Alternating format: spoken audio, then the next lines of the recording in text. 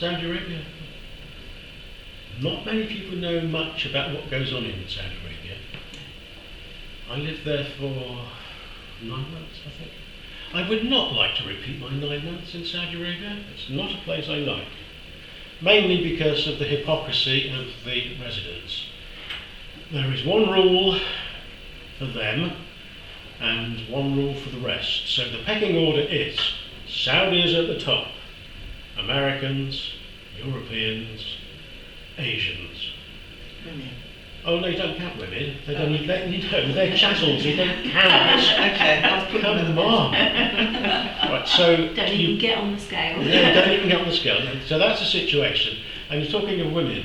When they have a wedding, the men have one ceremony and the women have another. The only time they get together is at the very end of the thing, and then the women have to all cover up while the men come in again. So very, very strange wedding service.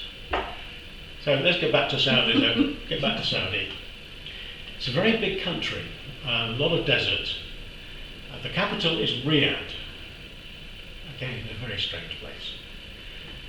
Riyadh has got a place known as Chop Chop Square.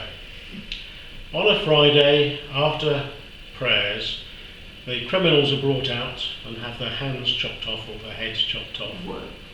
And if you're stupid enough to be anywhere near it as a European, you would get dragged to Chop Chop Square because it's a bigger insult to die in front of an infidel.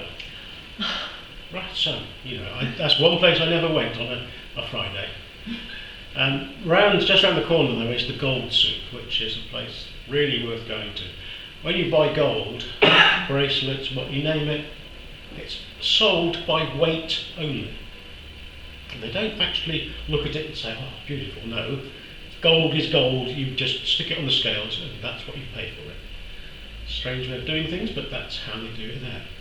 Now my job was radio signal testing, which meant driving around Saudi with a vehicle with a pump-up mast, camera and antennas.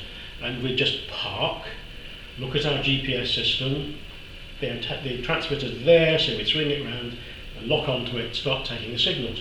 Great fun.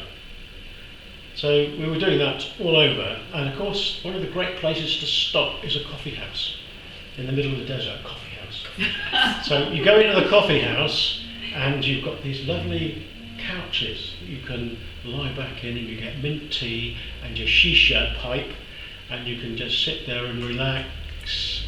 And then the call to prayer comes. What do? Turn the televisions off, turn the music off, turn the water vapour off, and leave you to carry on smoking your pipe. Not a problem. You can't do that in the city or anywhere else, because if you're in a restaurant and they call you to prayer, you have to leave the restaurant. No matter what you've got on your table, you have to leave it all behind and go outside. And you can't go back in until prayers are finished. Now, there is a group known as the religious police, and they have big sticks. And when everybody has to come out into the street, they start whacking them because they should be in the mosque, not in the shops. So they used to have a serious problem with that. So, particularly if you're a European, you do not want to be around, because the religious police, although they know you're not Muslim, would love to hit you with a stick. So it's also a brilliant place to go shopping. Now, that's the only thing you can do. There's no drink, no women, so you go shopping. And we get all this counterfeit stuff. It was wonderful. I used to wear Versace, Gucci, polo shirts and watches, wonderful. All counterfeit, of course, it's just the way it is. But one of the nice things for me, the rest of the team were useless. They had no concept about how interesting life can be. Their idea of having a meal, Kentucky Fried, Pizza Hut, Wendy's, that kind of thing, Burger King. That's all they wanted to go and eat. So I used to wander off on my own round the back streets of Riyadh and find these wonderful Bangladeshi or Pakistani restaurants and have an amazing meal. And the one thing that I really loved was that, you know, naan bread, don't you? Well, they charge you between £2 and £3 here for it. There, it was free, as much as you wanted with your meal. And the food was superb. I managed to get them all out one night to a restaurant, and they loved it, but they wouldn't go back. Don't like walking the streets. Yeah, they really didn't like the streets at night. So, off we go, working. Now, I had real fun working. I had a driver called Mick. We used to be plodding off anywhere, you know, some amazing places we went to. And we were driving down one of the main tracks, and we got a radio message saying, watch it, there is a sandstorm brewing up near you. I went, okay. So we slowed down, had a look around, no, so we carried on. Then it hit us. Couldn't see a bloody thing, was trying to get through.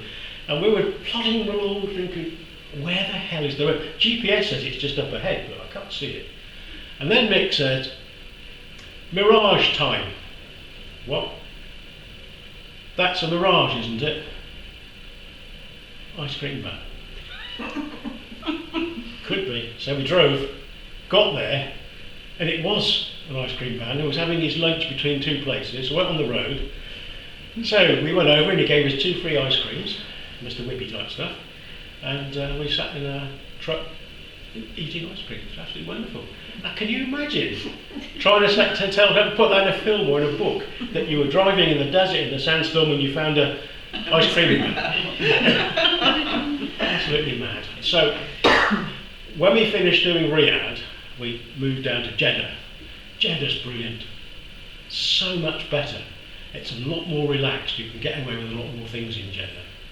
And we had to drive from Jeddah to Medina. Now, Medina is the second Islamic town of importance, because it's Mecca's number 1, Medina is number 2. You cannot go to Medina if you're not a Muslim. That's the rules. And there's bloody great big signs on the road. Non-Muslims that way. So I had a special license, so I could go into Medina to do the radio testing. And I was always getting stopped. So I'd park, put the mast up, and they'd go, what are you doing here? I'm doing radio testing. You can't, you're not a Muslim. Well, no, I'm not a Muslim, but read that. It's in Arabic. So they'd read it and say, oh, all right, and then off they'd go. So the license worked, but it was such a beautiful place. And the mosque was fantastic. So I enjoyed being down there, and we luckily didn't get into any... Oh, sorry. I was wondering. You've got 1 minute 32 seconds. Yeah, okay. Well, one of the problems we had was it was about 50 miles from Jeddah to Medina, and we used to drive every day at 100 plus miles an hour. And we just go straight there, because it was straight roads, do the job for the day, and then come back down the same road at 100 miles an hour. We never ever got caught by a traffic police. So Saudi Arabia is a very nice place if you're a man, and you're a Saudi. It's not much cop if you're one of the others, because they really don't like you. If you have an accident in the car, it's your fault, because you shouldn't have been there. You know, you're European, sod off to Europe. You wouldn't have been here, I wouldn't have hit you. So that's it. So, entertainment and information. So now you can ask me questions. How long was